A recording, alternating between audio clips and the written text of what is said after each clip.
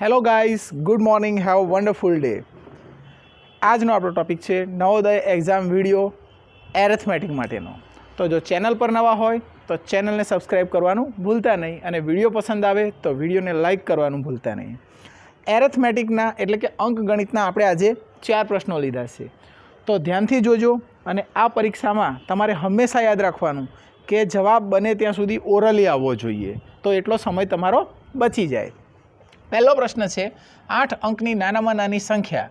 હવે 8 અંકની નાનામાં નાની સંખ્યા એટલે 0 વાળી. 1 2 3 4 5 6 7 અને 8. ત્યારબાદ 7 અંકની મોટામાં મોટી સંખ્યા એટલે 9 વાળી. 1 2 3 4 5 6 7. આને જોતાં જ આપણને ખબર પડી જાય કે એકમ, દશક, 100, 1000, 10,000, લાખ, 10 લાખ, કરોડ. 1 કરોડમાંથી 99,99,999 બાદ થાય તો કેટલા બચશે? તો મિત્રો 1 બચશે. તો અહીંયા ઓપ્શન આપેલો છે જવાબ 1. તરત જ ખબર પડી જાય.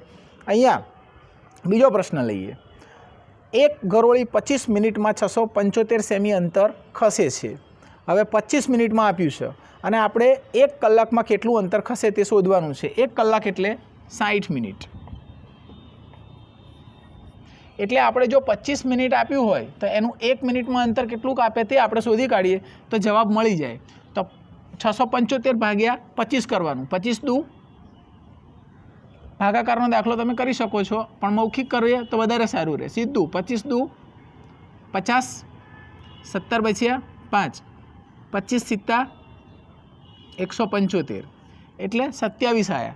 અને 27 ગુણ્યા 60 કરવું પડશે તમારે, કેમ કે આ 1 મિનિટમાં 27 સેમી અંતર કાપે છે.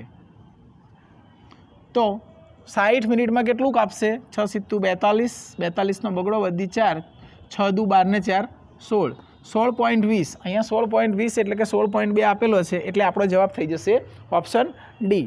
હવે જોઈએ ત્રીજો પ્રશ્ન. એક ચોરસની પરિમિતિ 144 મીટર છે. પરિમિતિ એટલે ખ્યાલ છે તમને મિત્રો, ચારે બાજુનો સરવાળો.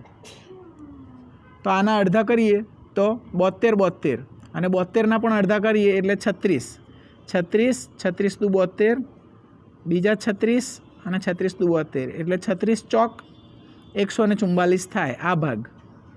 હવે આ લોકોએ આપણને શું શોધવાનું કીધું છે? ક્ષેત્રફળ શોધો. તો 36 ગુણ્યા 36 આપણને આવડવું જોઈએ. જો 36 ગુણ્યા 36 આવડતું હોય તો અહીંયા ગુણાકાર કરવાની જરૂર પડશે નહીં. 36 ગુણ્યા 36. તો તમારો જવાબ 36 ગુણ્યા 36 જો તમને 1296 ખબર હોય, એટલે કે વર્ગ આવડતા હોય 1 થી 50ના, 1નો વર્ગ 1, 2નો વર્ગ 2, 3નો વર્ગ 9, 4નો વર્ગ 16, 5નો વર્ગ 25, 6નો વર્ગ 36, એમ ક્યાં સુધી 50 સુધી આવડતું હોય તો આ દાખલો ગણવામાં તમારો સમય બચી જાય છે. આ પરીક્ષા સમય બચાવવાની પરીક્ષા છે. તો હવે જોઈએ ચોથો પ્રશ્ન. 0.4 ગુણ્યા 0.04 ગુણ્યા 0.004. આ દાખલો એકદમ સહેલો છે. આને ગણતરી કર્યા વગર જવાબ આવી જાય. 4 ચોક 16, 16 ચોક 64. જવાબમાં 64 આવશે એ નક્કી થઈ ગયું. જુઓ પણ કયો? ત્રણે સરખા લાગે છે. આમાં બુદ્ધિ વાપરવાની છે. પોઈન્ટ પછી અહીંયા 1 આંકડો, અહીંયા 2 આંકડા એટલે 3, એનો સરવાળો કરી દેવાનો પોઈન્ટ પછીના આંકડાનો, અને અહીંયા 3 એટલે પોઈન્ટ પછી કુલ 6 આંકડા થશે. તો પોઈન્ટ પછી 6 આંકડા હોય તેવો જવાબ 1 2 3 4 આ નહીં આવે, 1 2 3 4 5 આ નહીં આવે, 1 2 3 આ નહીં આવે, 1 2 3 4 5 6. પોઈન્ટ પછી 6 આંકડા હોય તેવો જવાબ 0.000064.